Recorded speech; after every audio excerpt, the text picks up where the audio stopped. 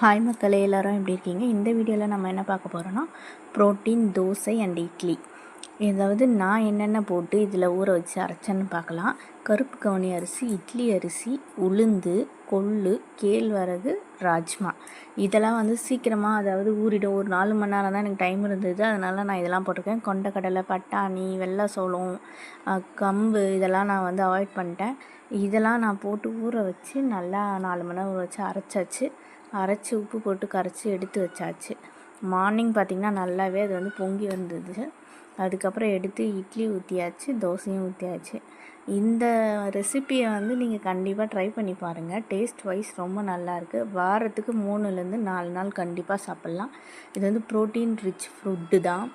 என்னோடய பையன் ஒரு 3/4 தோசை அந்த மாதிரி சாப்பிட்றவன். இது 1.5 தோசை வரைக்கும் சாப்பிட்டான். அது மேலேயே அவனுக்கு ரொம்ப பிடிச்சிருந்தது. நீங்களும் கண்டிப்பாக ட்ரை பண்ணி பாருங்கள். நம்மக்கிட்ட என்னென்ன இருக்கோ அதை போட்டு செய்கிறது தான் ரெசிபியே. அதனால் ட்ரை பண்ணி பாருங்கள், மிஸ் பண்ணாதீங்க. நம்ம குழந்தைங்க வீட்டில் இருந்தால் கண்டிப்பாக இதெல்லாம் கொடுங்க.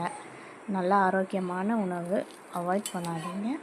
உங்களுக்கு இந்த வீடியோ பிடிச்சிருந்தா சப்ஸ்கிரைப் பண்ணி சப்போர்ட் பண்ணுங்கள். Thank you all.